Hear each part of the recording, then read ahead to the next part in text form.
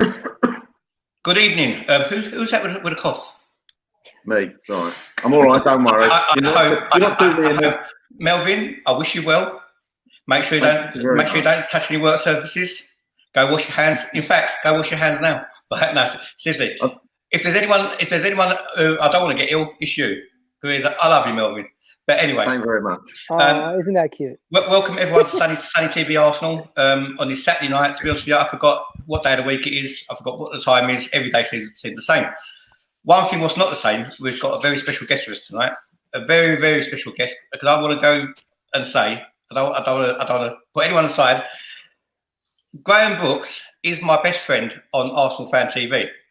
Was Claude as well, but he's not no more, right? But Graham Brooks and Lee Judges are two of the people that outside of football, I'll say are my best friends, and Graham definitely is the main one. So, and Lee, sorry Lee.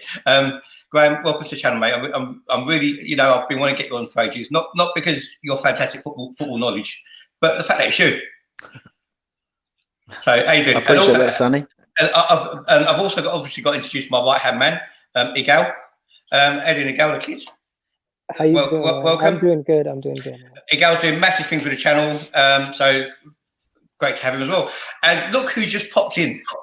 It's like EastEnders when you leave your back door open in the good old days in the East End. Anyone walks in and they can help themselves a cup of tea. Apollonian, how are you? I'm doing good, man. I'm getting through this. I'm doing good. How are you guys getting on? What's up, Melvyn? Yeah, I'm all right. Thanks. How are you? All right? Yeah, good, man. Nice one, kid. Nice one, Graham. I was worried you weren't going to make it, man. You know what? I got to be honest. I do my lockdown daily videos. I was in the middle of video editing, something I've been doing for the last 2 hours, and I looked at the time. I was like, whoa. Do you know what? Apollonian, listen, bruv, I know you're on Black Man's time. I've always got to give a different time for you lot, right? But big up everyone. Come on, Sonny. It's all love. It's all love, right? I call it Somali time. I don't know about you guys. Turkish time. Turkish time. A big hello to everyone in the comments. This channel is not like any other channel. You know what? We're just all mates, and we keep it real. We just have a chat. No structure. Well, there is, because the girl sets a structure. But at the end of the day, if you want a channel what's just about football fans, this is the channel where you need to be on. So go and hit your like button, please, if you can. If you don't like me, just hit the like button for this lot. I'm sure you're going to hit it for Graham. And also subscribe as well. Before we get into the show, I just want to highlight a very special person who unfortunately has gone to the Angels this week. But he was with us for 93 years. You know what? If there's ever a person for his generation who came to England who represents Jamaican people, it's Aston Lyle. I did have the pleasure of knowing him myself, but what I know of him from his two sons, Robbie and Laurie, you know what? When I heard the news, I was just as upset for your family as you were. Stay strong. Because I'll tell you something, you know what? I'm going to call this guy Sir. I'm not going to call him by his first name because I'm a lot younger than Aston Lyle was. So I'm going to address him accordingly. Because when he came to England, England was a different place, and it's people like him who has changed society for the better. Okay. And so we're going to celebrate tonight. That's what it's partly this show is to celebrate you, and just to tell Robbie and also Laurie and the rest of the Lyle family, we might not speak every day, we might not see each other, we might be doing different things, we might have differences as well. But when it comes to being human beings, we're all together and we're all on the same page. And I wish all your family well and to look after each other through this difficult time and also through a very difficult virus as well. And let's just life will never be normal, but I'll tell you something. Aston Lyle, Sir, will always live on because he's living through you guys and you're his legacy. And you know what? He's proud. Just as much as you're proud of him, he's proud as well. So respect to you. Bless you, Lyle. You know what? Look down on us from heaven and basically look out for all of us. Robbie, Laurie, think of you, boys. Respect, man. Respect to Mr. Lyle. Respect. R.I.P., man. Rest in peace. And thoughts are with Robbie and his family. And yeah, it's a tough one. It's a tough one to go through. You know what? I mean, you would know more about it for your culture and family and stuff. Yeah. Obviously, I do to some extent, and also again, because at the end of the day, all of our families came to this country at some point, right? And you know, especially when the West Indians or parts of Africa come over, or you know, from wherever around the world. It was a difficult time for people in them days, you know, and it's people like the older generation who've took the slack, took the criticism, and took love. You know, it wasn't all bad. You know, there's good people as well as bad people as well. But it's people like them. And sorry, Melvyn, I didn't mention you as well, because I know you're not 100% English. You've got different roots and stuff. Graham, I think you're 100% English, are you? Graham, you there? No, I'm not actually. I'm 25. I'm 25%. 25% French. Bloody hell! Do you know what? I'm Turkish, you bloody foreigners. No wonder you're an Arsenal fan. I say that. It's a bit like that program. Probably the younger viewers won't remember it. Mind Your Language. Do you remember that? Anyone who hasn't watched Mind Your Language, it's set in it's set in an English school. It's just so funny, but it's something they would not put on telly today. It's totally different. So I'm going to get off the subject totally. But all I want to do is just obviously just say a big respect to the people who came over back in the day, and they've made England's great country what it is, as well as the English people as well. And especially nowadays, it's the time to all look after each other with this virus, help the NHS, and keep your arse indoors. Right. Yeah, we got a fan from Hong Kong staying up until 2 a.m. to watch.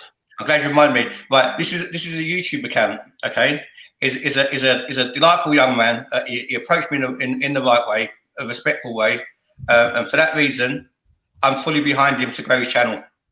Okay, so give Arsenal from HK. It's from Hong Kong. It's lucky he didn't put a typo in it. Could be from King Kong, right? So. Give him some love and go and give him a follow on YouTube. Especially for the kids. Any younger viewers, check him out. This guy is teaching me a lesson how to do things, but that's not difficult. Let's get on to the football. Gal set out agendas for me today, and sorry, Gal, I'm going to totally rip it up, mate. Okay. Things have changed, right? Firstly, I just want to, before we get onto the football, I just want to talk about you two guys down the bottom. Graham first. Graham, can you shout out where everyone knows you from? Obviously, a lot of people know you, but you know there might be some people who don't. Shout out where you're from and what you do, and tell us a bit about yourself as well. We might get your bride or something if you want to know one. Well, obviously, people might have seen me on AFTV. I do a tactical insight show on AFTV with Robbie Lyle. Obviously, I've been going on the channel for about 4 or 5 years, like you, Sonny, and done fan cams. I also do a bit of same old Arsenal. It's a bit difficult to get on that pod because I'm working a lot in the week now. But that was the Craig Scott obviously asked me to go on 2 years ago. So I enjoy being part of the team with Lee Judges, Harry. That's another YouTube channel that I like to watch as well. That's a good YouTube channel. Very good podcast. Yeah. I mean, basically, I've followed Arsenal, Sonny, since 1971. My dad introduced me to Arsenal. I take them around now to games, and you know, it's part of my life. And obviously, if you're talking about my work, I work for a trade union. I don't want to go too much into my. It's a very busy job at this moment, supporting key workers who are out there dealing with this pandemic. So I work for a trade union, but you know, my love of Arsenal is came from my father, and you know, I've met many friends through AFTV, and looking forward to sharing the platform with you guys tonight. Massive respect to you, Sonny, for what you introduced a channel where ordinary fans come on. You get as many different fans on as possible. I watch you guys quite a lot. Then they fuck you and leave. That's another story. Yeah. And you know, and you had Nigel Winterburn and Kevin Campbell on recently, didn't you? And I know, apologies, I've been trying to get on the show. It's difficult And I appreciate you guys, because you guys, Igal actually was messaging me all week saying, what time can you come on and that. And you've structured this show tonight at a time when it's convenient for me. I really appreciate that. So thanks for that, Sonny. And looking forward to talking Arsenal with you guys tonight. Brilliant. You know what? It's great to have you because your football knowledge is brilliant. You go on for a bit too long, but your football knowledge is brilliant. I'm only joking. It's because I've stood behind you in that queue. A lot of times I think, oh, fucking shut up, Graham. Another person I've got a lot of time and respect for is this guy, Daniel. Apollian, how you doing? Do you know what? You sound like a Greek restaurant, bruv. You've got to change that name. Yeah, guys, a lot of people know me from Arsenal 101. I've been going for about 7 years on Facebook. I did a few stints on Arsenal Fan TV, but the reason why I kind of didn't really go back there because the Wenger out stage was just blowing up, and I had my own real community to deal with in 101. So big shout out to everybody in 101. There's about 4,000 people we've got there, and the forums are hungry and heavy every day. And obviously we've got Goon Squad in there as well. So big shout out to Goon Squad, everybody. But it's kind of like my own format has just really taken off and blown up. So as you know, Sonny, we do a Sunday night podcast as well. So that's been going for about 15 weeks now. Well, I don't. You never invited me on it. So, but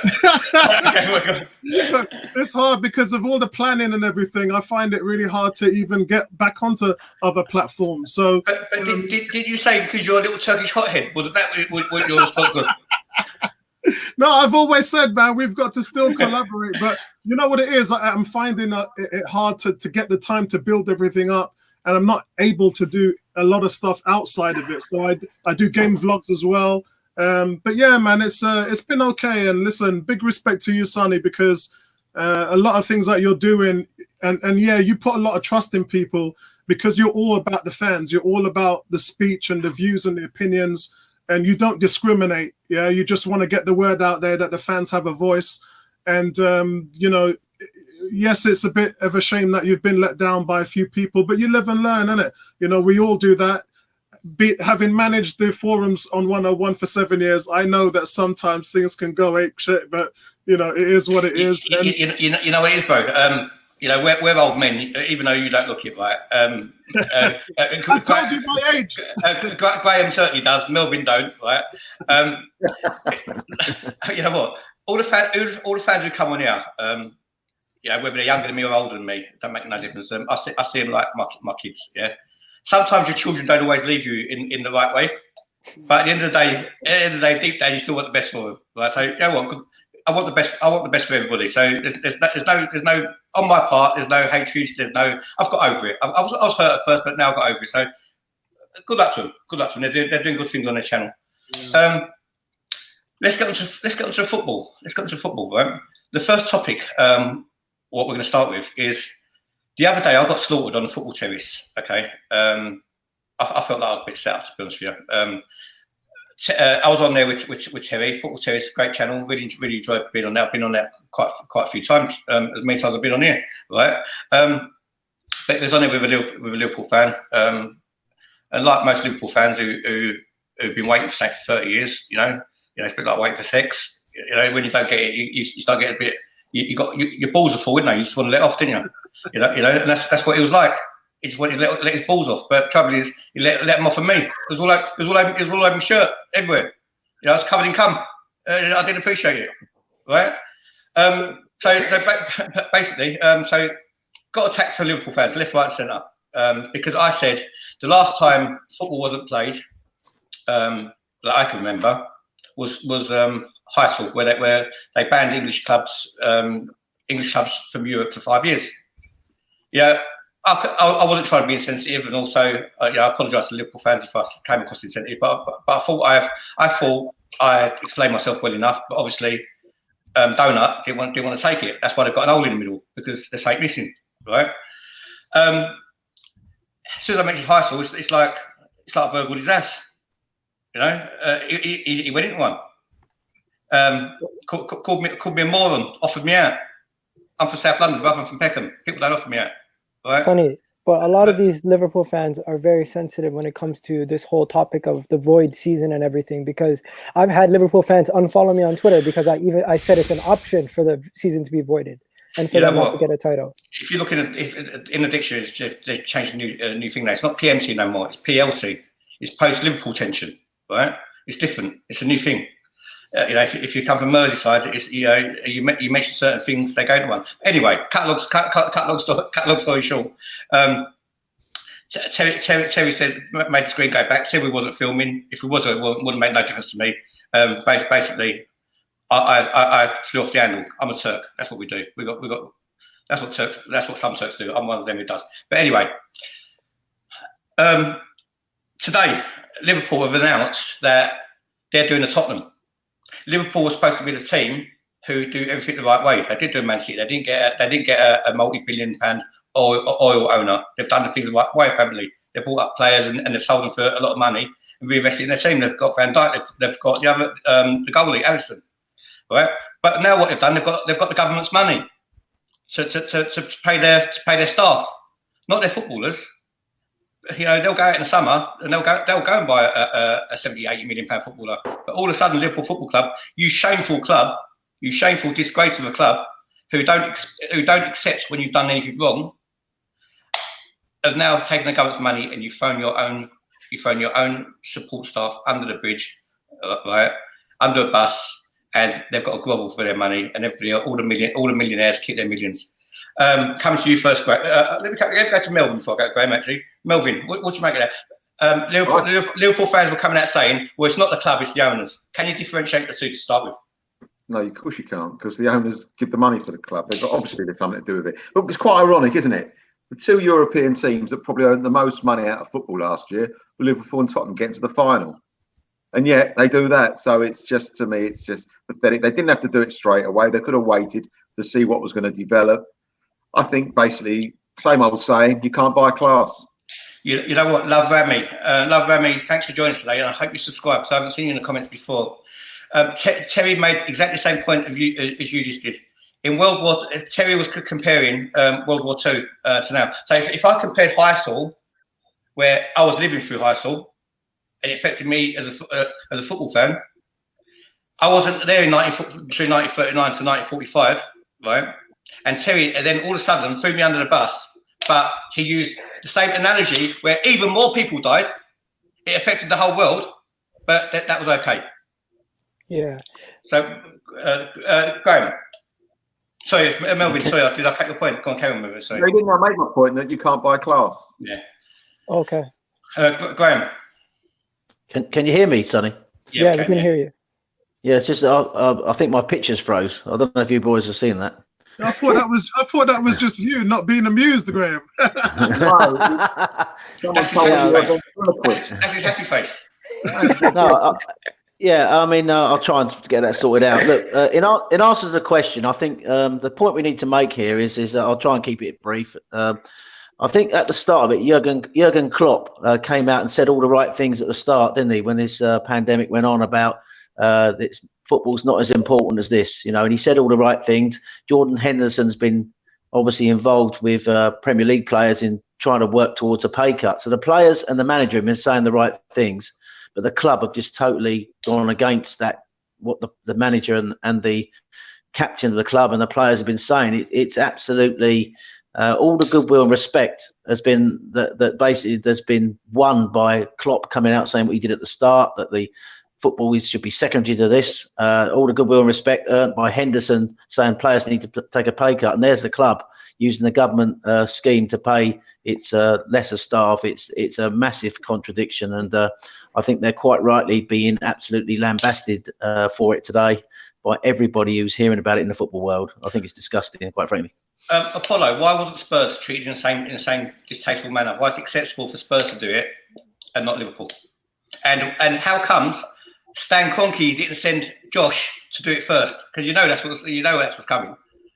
You know what it is? The biggest thing that's disappointed me is this is where football shows its ugly face. If you've watched any of my videos this week on YouTube, all I talked about was the disparity between the people who are the working class, the people who are looking after the teams, the groundsmen, the people in the canteen, the fitness team, the doctors, all these people are taking furlongs and taking one for the team, taking one for the team. and the players are doing absolutely nothing. We've seen it in the business world. Richard Branson, he didn't do nothing with his staff at Virgin. Now he wants a handout. Yeah, he wants to be a part of the package.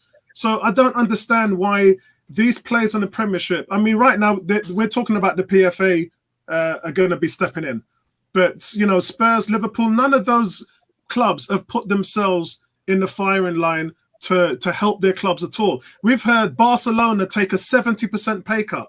We've heard the likes of Ronaldo take a 9 million euros forfeit on his salary. He ain't going to get paid until September. But there's been nothing from our club. It makes me sick to my stomach. It really does. This is the ugly side of the rich. Yeah, the people with money, when the shit hits the fan and everyone's trying to come together to help each other in a pandemic, the rich go missing. And actually half of them were on the stock market trying to take advantage of the situation. It is the ugliest side of football, and I absolutely can't stand it, Sonny. It winds me up. You're 100% right. Well, let me put a question to the kid. Why Graham's gone? Is having internet problem? Is having internet problems? This doesn't happen, Graham, on the same old Arsenal. Am I hearing someone shouting in my ear conspiracy? Right? No, I think they use Zoom or Skype for the same old Arsenal. I don't know if they use. No, mate, I'm joking. Hopefully Graham joins the stream again shortly. Yeah. I want to bring up something, guys. When Tottenham did this, they got slated by BBC, by everybody. Liverpool. All the media have had a love affair with Liverpool all season. If I don't see the same energy that you guys had towards Tottenham with this situation here, then there's clearly a media bias towards Liverpool to keep them in the good books and not to never say anything bad about them. Let me just reply to Conrad. Conrad, if you find the comments insulting, okay. If I'm speaking, I'm not speaking for a whole fan base, mate. I'm speaking about your club. So if you're a Liverpool fan who basically don't agree with what your club's done, then you don't need to find it insulting, do you? And I also said I'm surprised Arsenal never done it first because I expect my club to do it. So what am I doing? Insulting myself? Stop being such a what's the name, sponge, so sloppy, right? Ring yourself out and just get on with it, mate. We're football fans, you know. Yeah, this is not an echo chamber where everything you say just comes back at you. But I respect your opinion. I do respect your opinion. I do respect you watching as well. And you know what? You're also welcome to follow me on Twitter, Sonny Arsenal, cap it west, cap it away, and come on the channel and slag me off to my face. You're welcome. Or we can have a football debate. So it's up to you, whichever way you want to do it. It's better to have a football debate though. Yeah, Graham's back. Graham, can you move your hand? I'm back. Yeah, I'm frozen. Yeah. So what's the chances? What's the chances, boys? What's the chance of Arsenal coming out and doing that on what day is it? Saturday. What's the chance of Arsenal doing that Monday morning, 9:05? You know, the thing is, Arsenal should be trendsetters. They should be especially because the London clubs are the most affected by this. I would expect, and listen, you know, I'm a big Formula One fan, Sonny, and I've shouted out Mercedes F1 team for honouring to make 1,000 ventilators a day. I've been putting all these, this stuff up and giving kudos where it needs to go. But the football clubs, they've got all this, these training facilities that can house hospital beds. They've got all the medical staff. They've got medical staff they can actually put towards hospitals to help them in their time of need. We're not seeing a damn thing. This is what's getting me so angry. Arsenal, if they, as one of the biggest London clubs, actually it's the biggest London club, for them, they should come out and make a statement Monday morning, and they should talk about what they're going to do to help the virus as well, not just about the pay cut, but what are they going to do logistically to help London and the hospitals and the doctors and nurses overcome this pandemic. Mohammed, my brother, you don't need to feel shame, my friend, just being a Liverpool fan. You know what? You're a good person, as many Liverpool fans are good people. Let the people who make that decision feel shamed. The fans don't need to feel the shame. The fans just need to highlight it like yourselves. So obviously it doesn't go for every Liverpool fan. Sorry, Melvyn, go on, mate. I'm going to say, Sonny, that it's unbelievable with football as an industry, because the Premier Division club like Arsenal, for example, can pay, someone wants 50 million for a player, and we go, no, all right, then we give you 50 million, and we're prepared to pay 40. 10 million is just going into thin water. It might be right to pay the extra 10 or not. It's probably done after a bit of thought, obviously, but it's 10 million quid out the coffers. And yet, if Arsenal put staff off, for example, that are earning 15, 20 grand a year, it just doesn't make sense to me. It just shows you how football is so far away from the real world. And it's very hopefully we don't go down that route. I tell you what, Melvyn, I might have an answer to all of this. I was thinking about shooting a video on this at some point next week and talking about why the Premiership teams might be holding back. And I believe that it's got something to do with the sponsorship, the TV money from BT Sports and Sky. They have the right to pull some of that money back. They haven't done it at the moment, but they have the right to. And I think if Premier League comes, I think this is what's holding this back, is if they come out and say they're taking pay cuts and they're doing all of this, and then those companies come to collect and say, look, 25% of the season is left to run. We want to take 25% of that 5.1 billion Sky deal back because we're not going to get the coverage. We're not going to get we're not going to get our money's worth. We put in for a entertainment service and we're not going to get that back. So they have every right to claw that money back. And I think that's what the clubs are in fear of. They're in fear of losing that money because, let's be fair, Melvyn, if there's not going to be no season or it's going to be played behind closed doors or anything like that, a lot of that money is going to be void. Can I say something on that? I was listening to Gab McCarthy from ESPN FC talking about this, and he said that these TV companies have no incentive to sue the Premier League or to do anything negative to the Premier League because there's a new round of negotiations coming up in which the Premier League could actually say, forget about you guys, we're going to go 100% digital and stream games, and that could cut out the middleman and give them all the profits. So necessarily the Sky Sports and BT Sports, they don't have any incentive to sue the Premier League or to ask for any money back, because if they do, that could potentially ruin the relationship for the next ongoing contract negotiations. You know what? I just want to shout a big respect to Conrad. You know what, Conrad? It's only, when I talk about Liverpool not winning the title, it's only banner. Every fan in the league, it doesn't matter how biased you are towards your own club, know full well that Liverpool have been a breath of fresh air to the Premier League for the last 2 seasons. Okay, and you know you represented English football in Europe better than the other club as well. You know, I'm jealous of you. I'm jealous of a Liverpool fan to the team you've got and the success you're having. Okay, and if they do void the season for any reason, it's only to save lives, and it's not to spite Liverpool. And every fan in the world knows Liverpool deserves a title, whether they're giving it or not. Okay, so that's just a Liverpool fan. I'm not hating on none of you, and I hope you have your daily parade because there's not a team in England who deserve the title more than Liverpool, as far as I'm concerned. Sonny, we got a celebrity with us apparently. Graham is a legend. This guy says, and then we got another fan here saying he's got a question for Graham. Noel, big supporter of the channel. It's not Noel Quinn. It's shorter.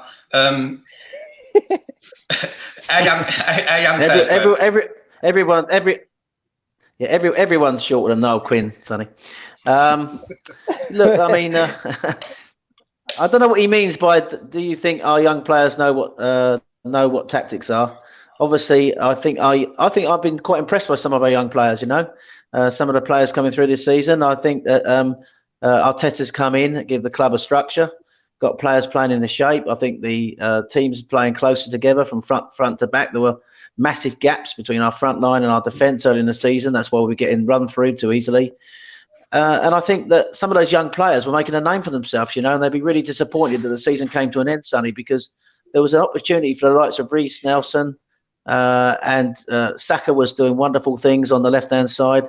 Even for Maitland-Niles, if he could force his way back in the side to make a case for next season, and that seems to have been taken away from them. They say, do they know what tactics are? I think they follow the tactics of Arteta, and I think Arteta has come in. I've been really impressed by what he's done so far. Still early days, but I think he's done a wonderful job so far. I don't know what you think, Sonny, on that one. Who Arteta? Yeah, I think he's done. He's done a good job. Yeah, I won't say wonderful. If you've done a wonderful job, we'll be sitting in the top 4. So I don't think we should go over the top. The kid, please don't do the comments. Please let me do them. Please, you keep flicking off mine.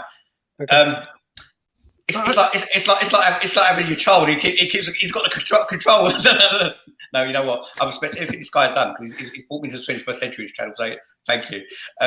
Sonny, I just want to say something to back up what Graham's talked about in terms of keeping that tight shape. It works so many different ways. It works when you're on the ball because you've got more options, and it works when you're off the ball because when you're off the ball and you're trying to play the rondo and you're trying to hunt as a pack, it really creates that urgency when you know you look. Remember when Alexis Sanchez used to press and he used to look around to see who was backing him up, and there wasn't an Arsenal player in sight. Yeah. Now you turn around and you see, you see the hyenas, the Packers just coming in, and they're just trying to dominate teams, and that just it's not just about. And I'm not saying Emery didn't try that; he did try it, but there's a certain level of work rate and discipline that you need to pull that off. And the one thing Arteta realized that when he came here, it's not what he was asking them to do; it was how was he going to get them to do it, because they wasn't fit enough. We saw in the first few games again, the Man United game and the Chelsea game, in the first half, we gave everything. Second half, we almost dropped dead. We were hanging by a string. And over a time, the fitness developed. And I don't buy that. I don't buy that. If you don't buy that, I mean, that's my opinion, Sonny. Yeah. No, you're right. You're right. I don't disagree with you. I don't disagree with you, but I don't buy it. The fitness started to improve. And Arteta made a big thing about it. He said, well, look, what I'm asking them to do, I don't think that they're fit enough to do it. And then at some point, and I believe it was I think it was the beginning of February. He actually said, I think these guys, it was when they came back from Dubai. He said, I think these players can actually do what I'm asking them to do now. And, it shows within the fact that they had 5 clean sheets in the last 8 and the team had started to really turn a corner. But I think one of the things that was good about Arsenal's play was when we played Leeds at the Emirates and Leeds played man-to-man. That was something we had not witnessed before. And we didn't know how to deal with it. And they absolutely played us off the park in the first half. The thing is, you know what? I just want to give my opinion quickly, but I don't want it to be about my opinion because everyone sees me all the time. But I'm going to be very quick, right? Because I haven't spoken to your Graham since. Ole Gunnar Solskjaer is crap. But let's not worry about him, Simon. Basically, just go to Arsenal. You say their lack of fitness, right? They should be ashamed of themselves. The reason being, one, they only play 1 game a week. They don't play 2 games a week. Most of the time, they weren't playing in Europe, right? The successful sides, the teams who want to win things, the Champions League teams, they play two games a week and they play their full squads.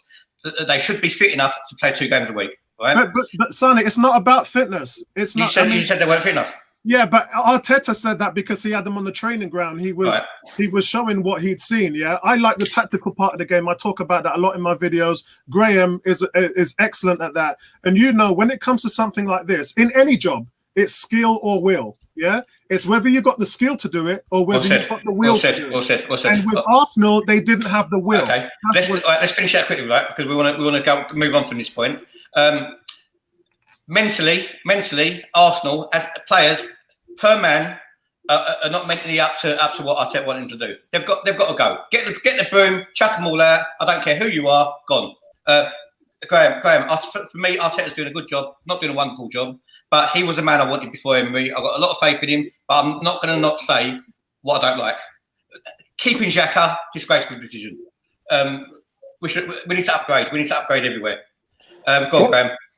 Come in, Graham. Let Graham answer, then you come in, go.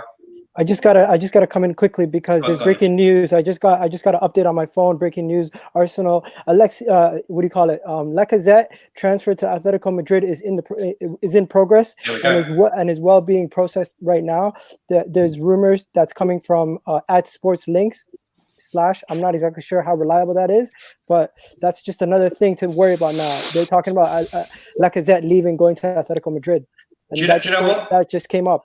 Kiss my ass, Jim White. We've got the yellow bar going down the bottom as well, and we bring the breaking news on this channel. Graham, forget everything we said. Change the subject. Let's go to breaking news. Lacazette, for me, he needs to go anyway. It's crap. I've said it for the last 3 years. Madrid. What do you guys think? Is that to me, Sonny? Yeah, it's to you. Yeah.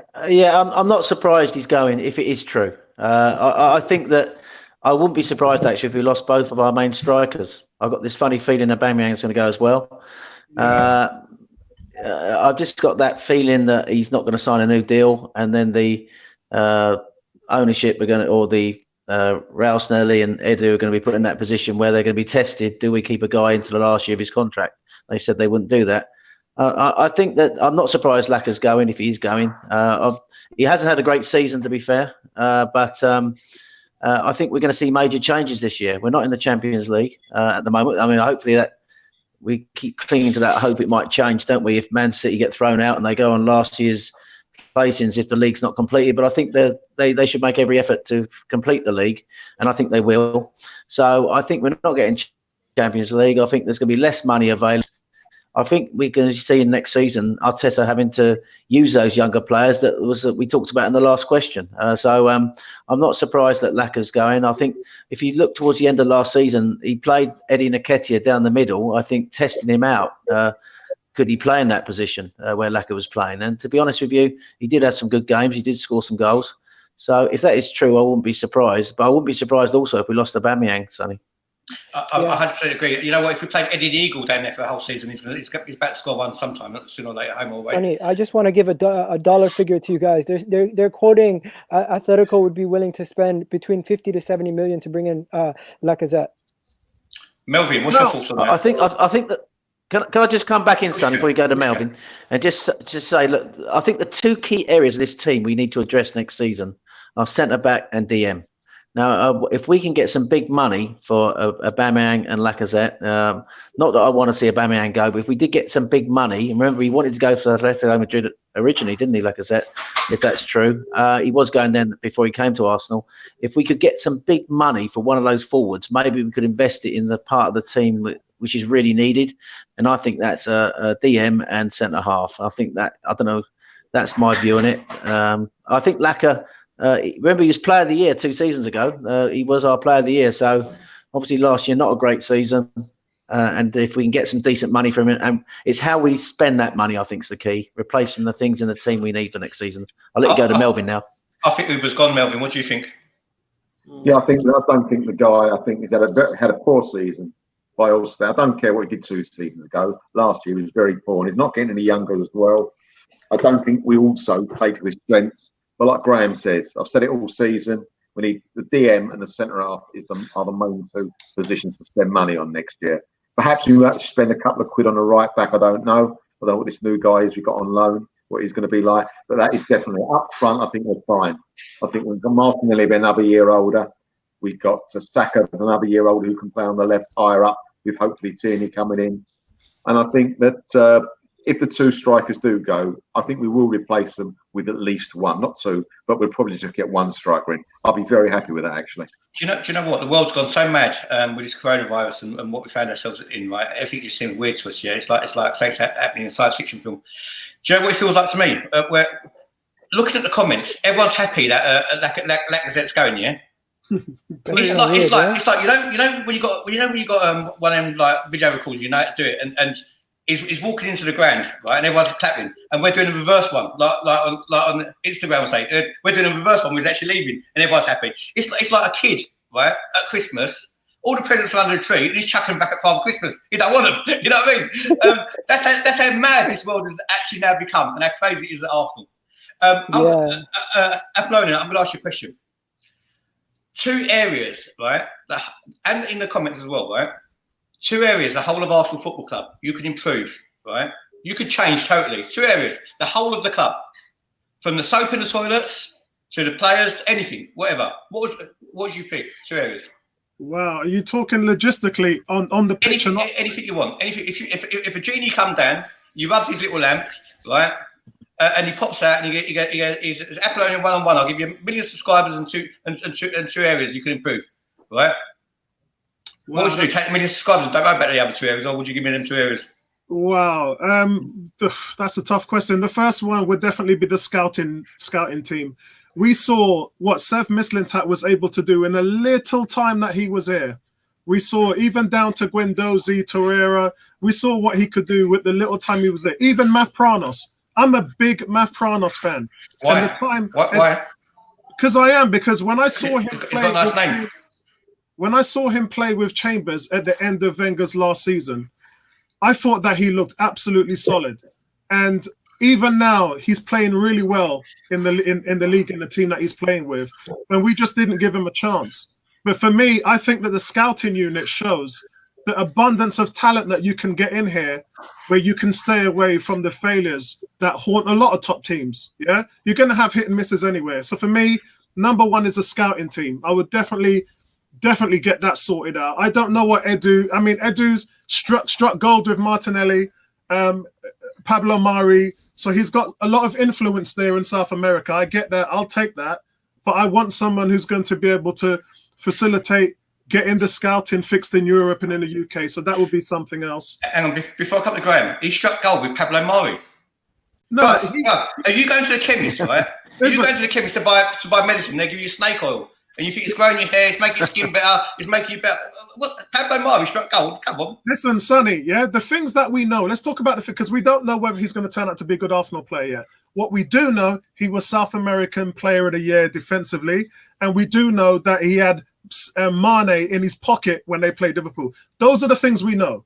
The things we don't know is how he's going to translate to the Premiership now with Arsenal. So whatever's going on, Arteta's played him and he matched him up next to Luiz, and he had a few shaky moments, but he's got a lot. His ceiling is very high there, so we have to let it play out. The one thing that Arteta's going to do in the summer, he's going to ensure that he's got the players that he wants to start for next season to make a run at the title. He is not going to keep the players. Yeah, he's not going to keep the players. And believe me, he's watched all the footage. Even when he was at Man City, he was watching all of our games. Yeah, he knows what works, what doesn't work. He knows the players he wants to keep and the players he wants to let go. So there might be a few shocks. Yeah, this Lacazette thing you lot are talking about, that might just be a parameter of something that has already played out months ago. Yeah. The second thing I would probably, I don't know. I mean, it's too early. We've had 2 months of this new front office and the new training staff. I would say training because I think that our team's lazy. We know under Arteta we're running 1.8 kilometers more than we did previously under Wenger and Emery. But again, I would think the trainings. I think our fitness team, I would like to see that. So for me, the two answers are fitness and scouting. That's a good point. You know what, Graham, we're going to come to you for your two things as well. I just want you to address Maximus. Makes a lot of sensible comments in every podcast, but I think Martinelli is something special. I don't think he's everything everyone's saying at the moment, but I think he's got a lot of potential. Graham. Well, I think Martinelli's numbers question what Maximus is saying in terms of statistics, but I through season I thought he looked was a good signing for the money. He's got tremendous. So the two things that I want to change, I think it's come up in the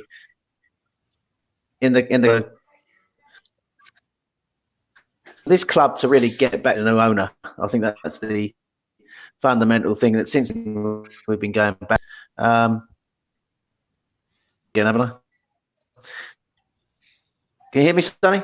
No, yeah, just keep going. If it freezes, they can still hear you. Keep talking, Graham. He looks like it's frozen. Okay, so I would just say Martinelli stats. Okay, yeah. So I think I don't think it's working. I can't hear you, Melvyn. I can hear you. Yeah, fine. Okay. I can't. No, we can't hear Graham. Yeah, I can't hear him. Can't hear Graham. No, he's muted. That's why. He's not. His mic. He muted it himself. Graham, you muted. What's it? M. Mute. I don't know what I'm doing. That sounded like a tiger. Graham, you muted yourself. You're muted. How did you do that? You can do it. Sonny, can't you unmute him? I can mute him. He's muted himself. Oh, right. Yeah. You're muted. We can't hear you. You're mute. This is the funniest part of the M. I can't even do that. There you go. Guys, I just want to go ahead. I just want to shout out Bertram Spence in the chat. I want to shout him out as well. You stole my thunder. Go on, shout him out. Go on. He's on my Sunday podcast show every Sunday at 8 o'clock. So I want a big shout out to him. And what he's saying as well about the transfer market being fake news, I have to totally agree with him. I've talked to a few agents and they're saying to me, ain't nothing going on at the moment. And the papers are riddled with transfer news. I don't know where they're getting it from. But listen, big shout out to you, Bertram, man. Big shout out. Bertram, I was going to come to you anyway, right? And you know what? Apollian is going to think that I'm trying to nick his woman now, right? Because I think you should do it back in the day, right? I've got standards. I can't do it. I can't nick another man, girl. But we're not talking about you, Bertram. But Bertram, you know, the point she was making in the comments, I've had a lot of respect for you because of the comments she was making, and obviously you know your stuff.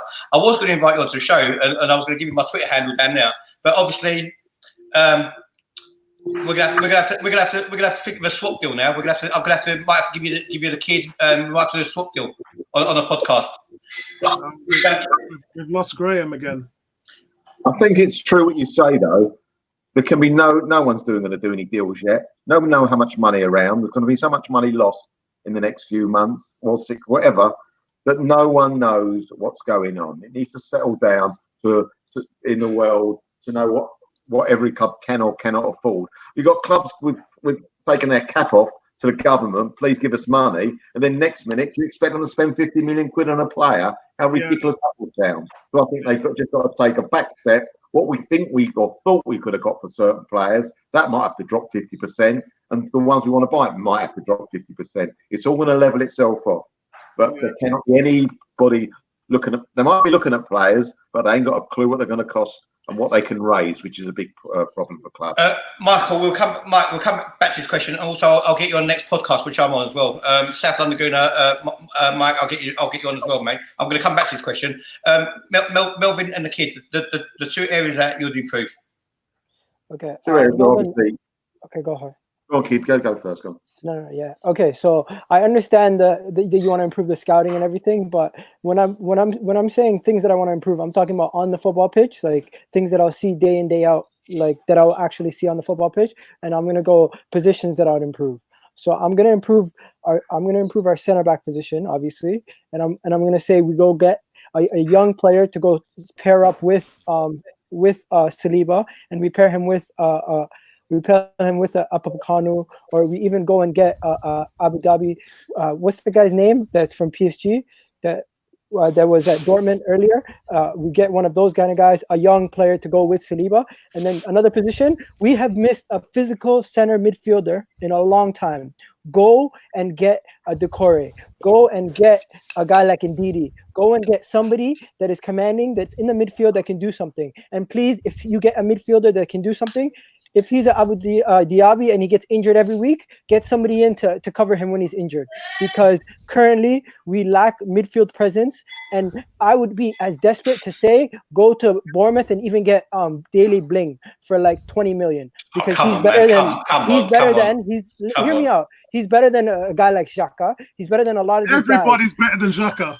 So when we talk about these guys that we have in our squad, we need physicality, we need height, and we need a midfielder who can actually control the game.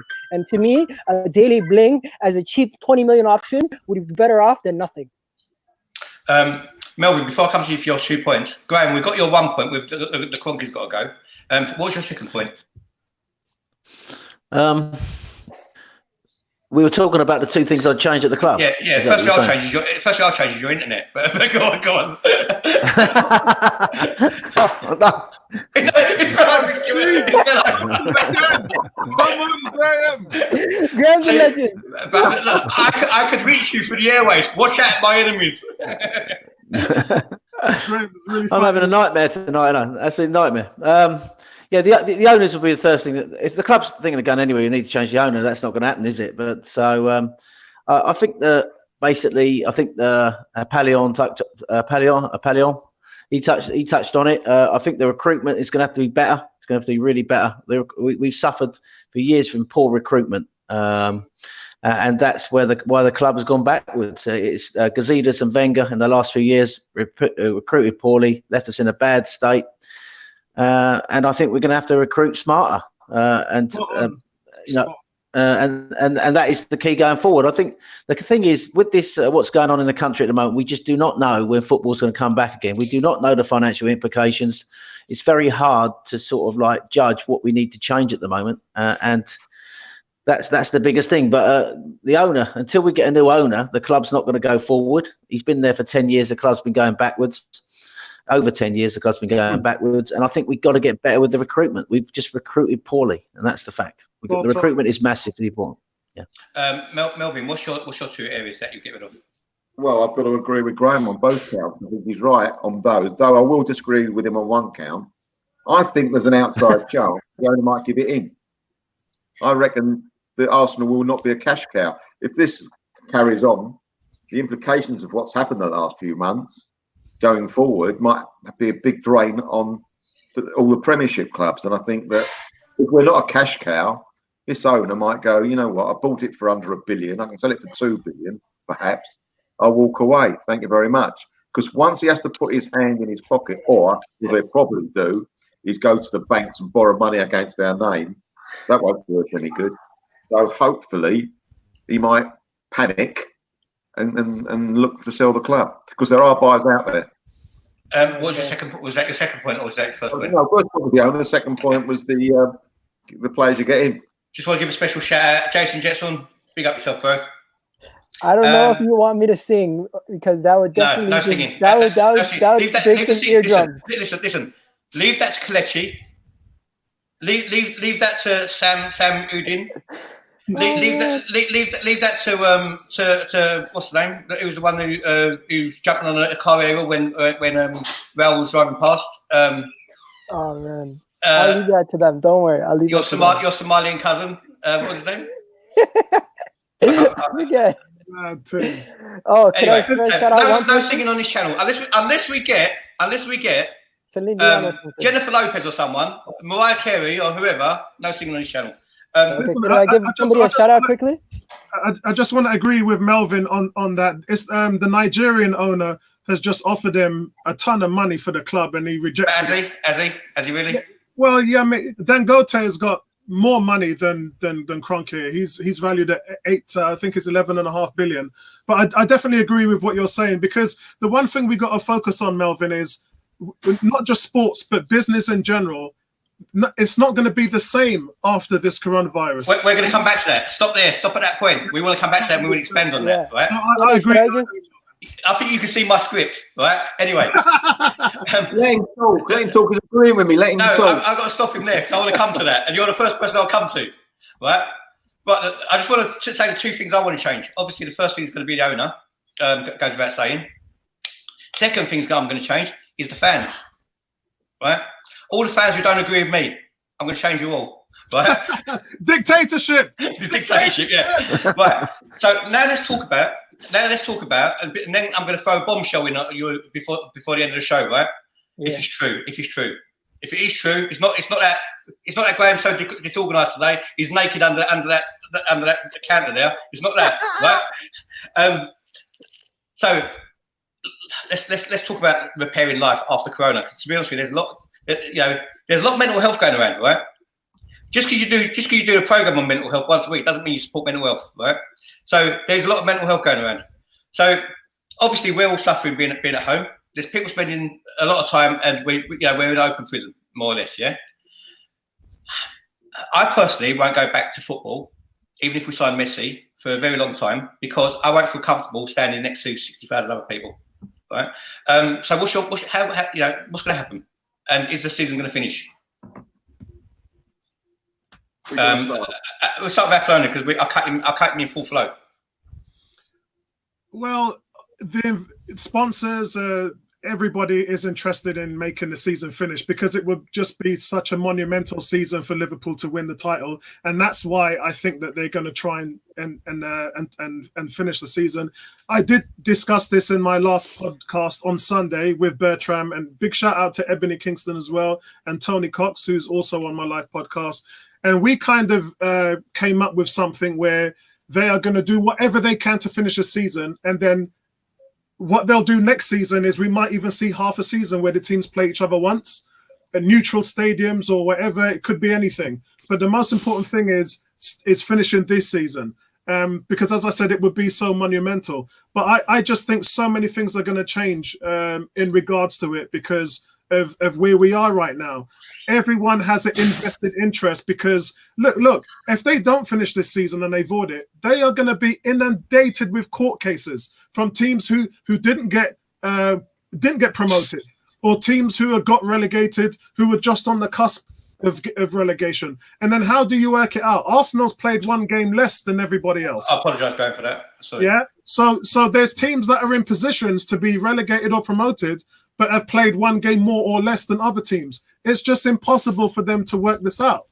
Yeah. So I definitely think that they're going to finish this season, even if it means Christmas. Could I say one thing? Could I jump in quickly before we move on to another topic? I want to say Wax is in the comments. Shout out to you. You're supposed to be on the video. He couldn't make it on, guys. But if you want to find him, his stuff is in the description. Also, you can find Graham and Apollo stuff in the description also. And Melvin, you guys know me and Melvin are regulars. We're always on, but our Twitter names will be also in the description. And of course, subscribe and like Sonny TV. Guys, have you got time to hang on for another 15, 20 minutes, or have you got to dash off?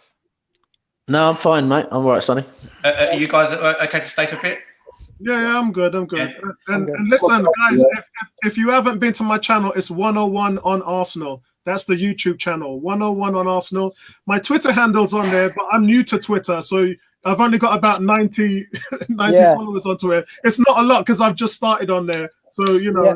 I put your YouTube name. I put the link to your video in the description, so you guys can check it out after. And if you're watching playback, please just go check it out whenever you get a chance. Excellent. Appreciate that, lads.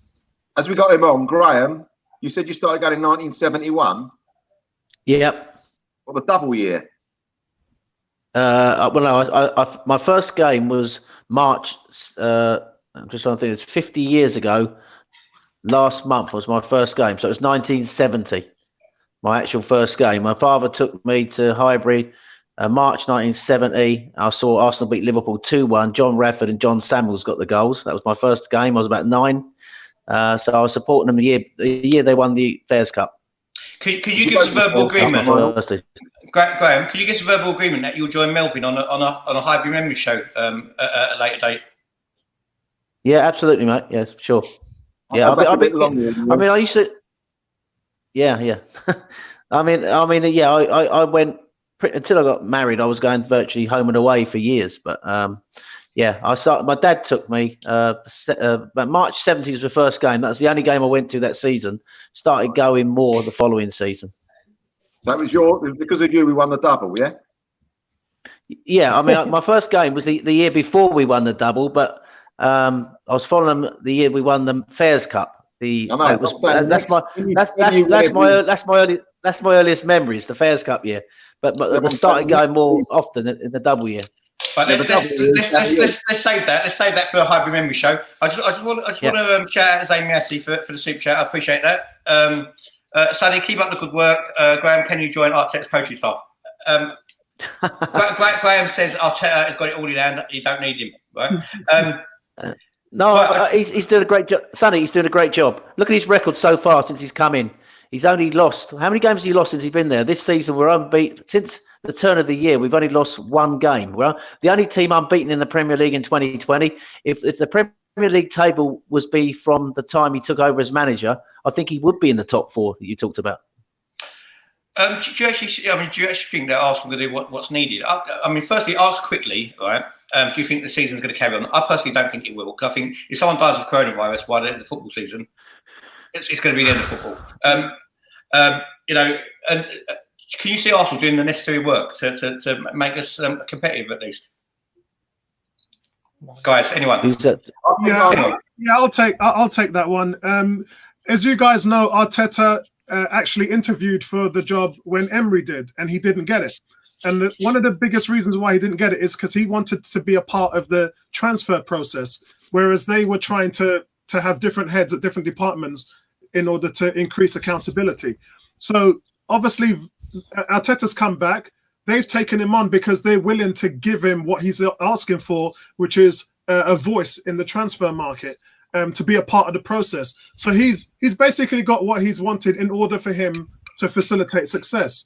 Now, let's remember, guys, He's only been at the team for 2 months. He's been in 2 months in charge, and the way he's transferred our defense. We've been moaning about managers Wenger, Emery fixing the defense. This guy comes in, we're averaging less than a goal a game. We've gone from 2.17 goals per game to 0.96 in just a space of 2 months. That's only because they're not on target. Can The fact of the matter is, we had two Apollo, issues. The two issues we had was our poor defense and winning and our away form. And he fixed both of those in a limited time. So it's still a work in progress. So the question about Apollo, if you was a builder in my house and you went to give me the bill, I'd like to go around the house with you and show you everything you fixed first. The kid, put your comment in and let's see where we're going to go with it. But basically, it's still a work in progress. No, the defense isn't finished. Like you're not finished. Wait. No. I was just going to say, I'm going to jump off for a little bit, but definitely before I do that, I'll be back in like 5 minutes. But before I do that, I just wanted to add on to what Apollo's saying. I think Arteta definitely hasn't this whole time that he's been given to the end of the season. I felt like it was written off, and the club basically said, do the best you can do with what we've got for the remainder of the season. And the remainder of the analysis and analytics and everything that's going to go into this season was to evaluate what we have in the club. So in the summer, he can have more of an input into the summer input, because our last manager, Emery, really did not have a lot of input in any of the decisions that were made in the summer. And we can tell that by how he spoke after he left. Yeah, I agree.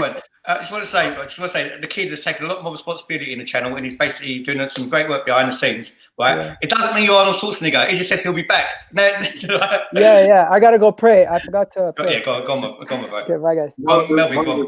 One of the qualities I look at a manager, is to get the best out of the players, and I think he's done that. Yeah. What is that to work with? You know, we've had some of the players the last 12, 18 months, we looked at them going, how are they wearing a red shirt? And yet some of these same players are actually doing okay. Not brilliant, but okay. And he's pushed them to that level. And I think he's done fantastically with what he's got. I just want to throw a curveball in, right? This is for everyone. This is a big surprise I want to talk on you. I don't know whether it's bullshit paper talk or what, because me and Gal are going to do another one of our shows, Fake News, soon. We've been linked with Mr.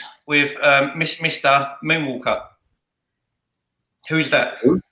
Mr. Moonwalk. Mr. Moonwalk. Mr. Moonwalk. Michael Jackson. Jesse Lingard. Oh God. Which Arsenal fan? Firstly, everyone on the panel, but which Arsenal fan would take Jesse Lingard at Arsenal? Not me. Give me a yes. Give me a yes or no, or shut the fuck up answer. Right? No. Graham. Yeah, that's a hell to the no, Sonny. That's a hell no. So basically, I can't see any Arsenal fan if what's his name? What's his name? Lingard. Even if he wore 2 shirts, I couldn't support him. No chance. Yeah. I think that's a really good comment from Gunner Talk, Sonny. That's just popped up there. Gunner Talk. I think if you could put that up there, I think that he's done a great part of our channel. Yeah, that's a really good comment. I think, and I agree with what Apollo says. I think he's come in and he's improved players. It's a work in progress. I see improvements from where we were under Emery, and that's all we could ask for. We were going backwards under Emery. I know he'd lost the dressing room. That's fair enough, but Arteta has improved players. We've got a structure now, a shape. That left-hand side's well set up. I do think that he needs to improve the right-hand side. I've raised points myself. I don't think we're getting the best out of Pepe on the right-hand side. I would like to see football's all about, for me, about building combinations across the pitch. You know, your two sort of like when you play a 4-2-3-1, your two central midfielders sort of like work off each other. You want combinations down the right side, down the left side, and I think he has got good combination. He's improving the team in the fact that he's got players playing closer together, better combination play, moving the ball quicker. I do think we lack a bit of pace through the middle of the pitch and out wide, and I would like to see us use Pepe better. And I think we do struggle to create at times. I think that's fair enough, but I think that what he's come in, where we were when he came in, I think people can't argue that he's improved us. But you are right; it's still a long way to go. And we have drawn a lot of games. But you got to remember that where we were under Emery, we were going backwards. I think that he's got us moving in the right direction. It's still work in progress, as Apollo says. And I think that the next transfer window, let's hope that he gets some players who can play in the system he wants to play. We're not going to be able to spend big money, but get players. I think it's all about getting the right players, recruit wisely, smartly, who can play in the system that Arteta wants the club and the direction he wants the club moving forward in. A lot of the people in the comments want to know, because obviously you're a bit of a tactical genius, right? You know, I mean, well, I won't go that far, mate. When Graham goes to bed, he puts his pajamas in the right place on the corner of the bed. He's got his dressing gown nicely folded on the other side. He's got his slippers right in the centre. He knows where everything goes. He must play Football Manager also. You ever seen that film, Sleeping with the Enemy? Have you ever seen that film, Sleeping with the Enemy? Where everything. Yeah, I've seen that. Yeah, that's Graham. Yeah. But anyway, give the best tactics. And what players will fit? What players do we need to play for Arsenal? Give us some names if you can. Blimey, what a question. First of all, I don't wear pajamas, Sonny. I'll say that. Too much information. Come on, dog. All right, everyone wants to know. Forget the tactics. Do you sleep naked?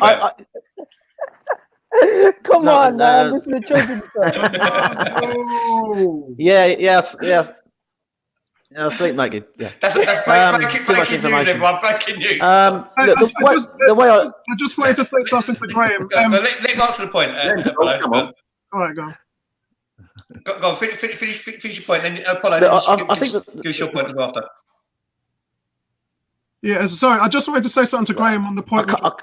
I obviously cover the tactical side in my vlogs as well, and the one thing I noticed in the last two games was we weren't getting that support and overlap from Bellerin on the right, and Pepe was literally by himself. And I noticed the adjustment that Arteta made was he pulled Mesut Ozil over on that side, and Mesut Ozil started to be an overlap for Pepe, and I started to see a lot more improvement there. And then Ceballos floated along that side and covered the weakness. So all of a sudden we went from nothing on the right.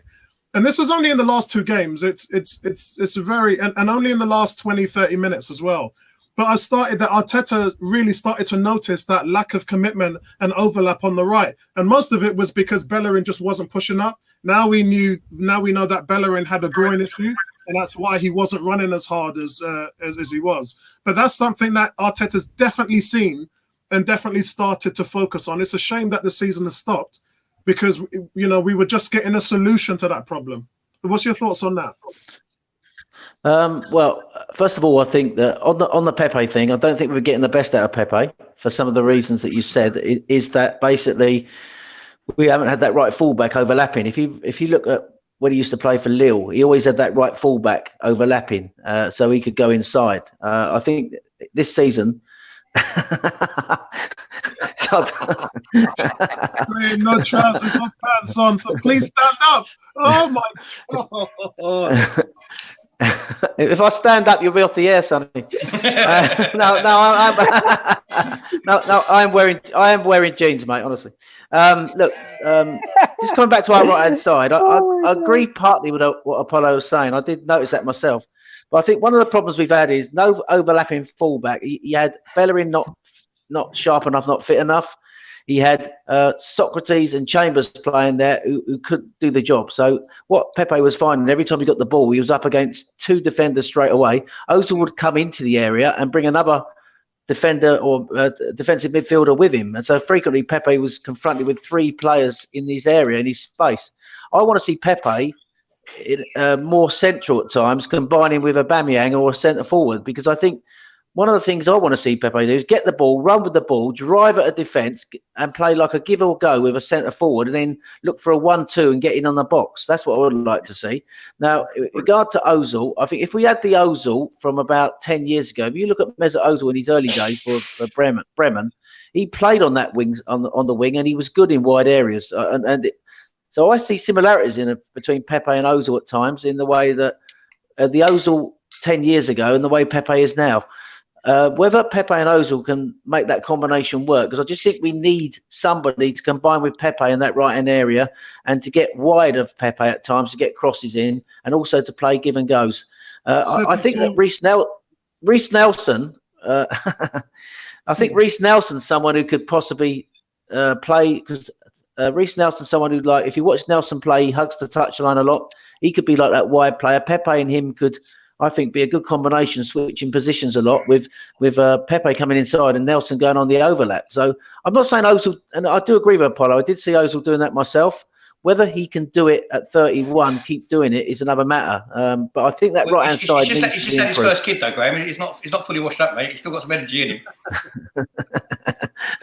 So yeah, that's just my view. But I think and I agree with that guy you just flashed up there. He's gone off the screen now. That's something that I've been saying for about 2 months on AFTV, Bertram.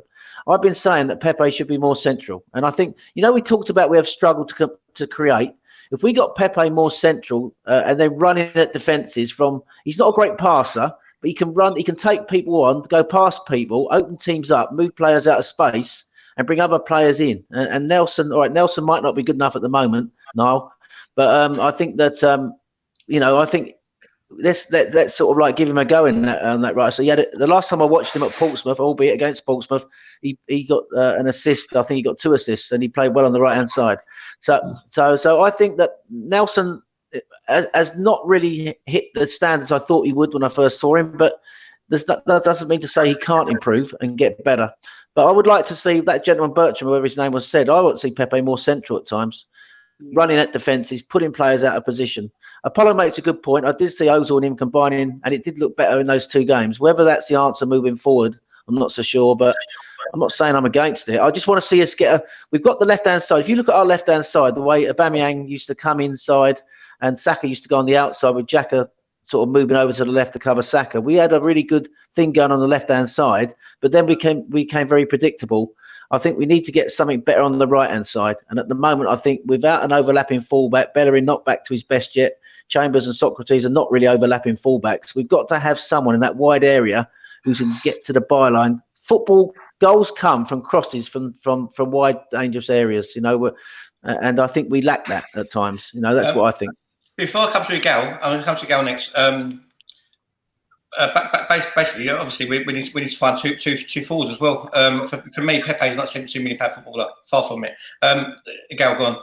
I'm concerned, people, because I'm not concerned. Our transfer policy recently has completely changed. If you guys have noticed, we've gotten rid of the stat DNA guy, and we've gone more agent process, agent-wise. So Raul Sanetti's relationships is basically what's getting us a player. So if we need a right back, we're almost like now, instead of looking at what's available in the world and looking at statistics at having the whole world available to us, we're kind of calling agents, being like, do you have a right back? What age is he? Okay, we might call him. Send us the details. Instead of actually going into our own system and evaluating our own talents, we're more or less calling agents, and I feel like we're becoming too much dependent on these big time agents, to the point where I feel like we might have a team full of guys like former rejects from other clubs that are on big money agents, under big money agents, such as what we've done with Pablo Mari. He's linked to the agent. David Luiz linked to the agent. Pepe linked to this agent. Linked to these agents that this guy's relationship with. Southampton's right back that we just got, that Southampton were happy that we got him. They were actually laughing that we're interested in him. He's also linked because of these agents that Raul knows. So I'm worried that our transfer policy is becoming so much agent focused. Can I just say something? We don't care about statistics anymore.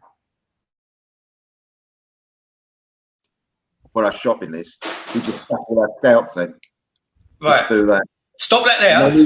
Stop that there. I'm going to cut you short. Like the geezer who done my circumcision did, right? And I blame it on him, because I think he should have been bigger than that, right? We're going to be out of here, right? Because I want you lot wanting more. Because all the women I've been with have, right? So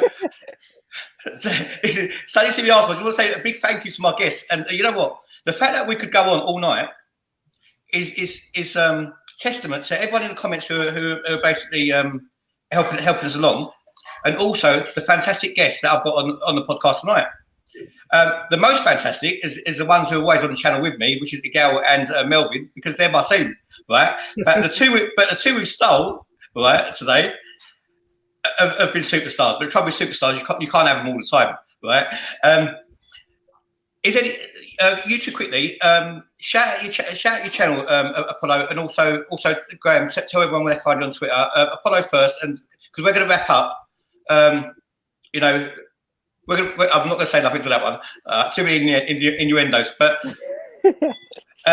shout out your channel. Where can they find you? And also, I just want to say a big thank you to everyone who's in Arsenal 101's community who've taken their time out today to watch our podcast and support us and get involved in the comments as well. You've been brilliant. Thank you. Go on, Apollo. Yeah, big shout out to everyone. I can see Giles up there, Liz. I can see Bertram, Anthony's up there. Quite a lot of people from 101. But listen, YouTube channel is 101 on Arsenal, so you can find me there. That's a YouTube channel there. Subscribe and be a part of the community. And it's got links there to the Facebook page where there's about 4,000 fans and we just go crazy. We love Arsenal. It's a great place to be. I know Kevin Campbell's on the forum as well, so big shout out to Kevin. And listen, the Twitter link, as I said, the Twitter link is new. So it's at Apollian24. And as I said, I've only got 90 followers because I've just recently set it up. So still growing there. But guys, yeah, listen, thanks for the support. Thanks, Sonny, as well, to giving me a shout out. And I just want you guys to know, look, we have fun at 101. And if you just step in, see what we're doing, you'll realize how much fun it is. And the community is a great community to be a part of. But we also do the live podcast every Sunday at 8 o'clock. And that's myself, Bertram, who's in the chat, also Ebony, and then Tony Cox. So that's the guys we have set up. And sometimes the African Gooner comes on there as well. Sonny knows all about him, don't you, Sonny? Good guy, lovely guy. Yeah. So sometimes he goes on there. So listen, so that's who we are. Check us out and listen. Love the content, man. Love the content. Listen, everything Apollo just said, just totally forget because he's going to leave me with no subscribers. no, seriously. You know what? Go check this guy out. He's very good, and the people on his channel are very good as well. And you know what? For anyone who follows Apollo, it'll be a blessing if you followed me as well, because there's plenty of room for all of us on this channel, especially good people. Graham. Yeah, my Twitter is GrahamB195. That's my Twitter handle. I follow back all Arsenal fans, so I'll be following Apollo after this one. Don't worry, mate. I'll be following you after this show. If anyone messages me, I don't know if I'm following you guys. Anyone who's not following me, just message me straight away and I'll follow you back. It's been a privilege to be on your show, Sonny. I think you're doing a wonderful job. I'm sorry I revealed probably more of myself than I should have done. I'm sorry my camera fell over. And I'm sorry that I froze a few times, sort of like that was out of respect for you, mate. But it's been a privilege. I really enjoyed talking to Melvyn and Miguel and Apollo. You're all great guys. I think we share something in common. Us five, we love Arsenal, the greatest club in the world, and let's remember that. And let's enjoy the ride. Look, I'll stay in touch with all of you. Hopefully you invite me on again. I know it's difficult sometimes getting on. You know what? Either of you don't need an invitation. It's about just picking up the phone and give me or Miguel a call. I mean, the one thing we do is we love people. Go on. Sorry. Yeah, I was just going to say, massive respect for you, Sonny. You're a good mate, and it's really enjoyed meeting the other guys on the chat tonight, in the chat, and the guys on the channel here. It's been a great hour and 20 minutes, isn't it? And we could have gone on a lot longer. I think we touched on a few things there. I hope people have enjoyed it anyway, and a privilege to be on your podcast, Sonny. And you take care, mate. Keep doing what you're doing, son. You know what? Fantastic, both of you. You know what? I'll say something right. For me, it's like I'm trying to cram so much in because we haven't always got these guys, right? But the benefit of YouTube is you can all have them, So go and put them on and watch them. And like I said, you don't need an invitation. My home is your home. The Kid and Melvyn. You want to say a quick thing before we go? Melvyn, I really enjoyed it. That went very quickly, like it normally does, and really enjoyed what the boys had to say. To get a different opinion, it's fantastic. Really enjoyed it. Thank you. The Kid. Okay, I just want to say this to you guys. all the Arsenal fans that don't live in the UK and live outside of the UK, on their behalf, I'm gonna say to you guys, thank you, because for you guys to be putting out Arsenal content and giving fans that don't live close to the country and don't have a chance to come to the games, you guys give them a better approach of how it feels. And sometimes with your live vlogs and even just talking about the games, it gives them someone to speak to, because from coming from Toronto, Canada to now living in the UK, I didn't have that many Arsenal fans around me. And this YouTube community is the reason why I have this connection to the club even stronger, and it makes the club stronger and it brings new fans to the club. So I appreciate you guys. We're blessed to have you. I just want to leave on a somber note, because I think it's very important to say this, yeah. Especially with the weather changing, it's become a lot hotter on longer days. You know, unfortunately, devastating news today. A 5-year-old, I think a little boy lost his life today to coronavirus. So, you know, let's not interact with each other. I know it's difficult. You're not going to your families and your girlfriends and this and the other. Relationships going to be in strain, but rather have a relationship in strain and then pass it on to either bed yourselves or pass it on to somebody who can't fight as much as you lot. So please, take notice of the government's lockdown and only go out when it's necessary. And if you do go out, wear your mask and your gloves, and you know what? Let's stay safe, because the sooner we do and we take notice of it, then the sooner we can get our lives back to some kind of normal. So be safe, everyone. Please like and subscribe, please. And I don't want to hear anything happen to any of you or your families. And one last point: subscribe if you hate Tottenham. Subscribe if you hate Tottenham. Subscribe if you hate Tottenham. That's us over here. Stay safe, you Arsenal. We're gone. Love you all. Nice one, guys. Subscribe if you're new.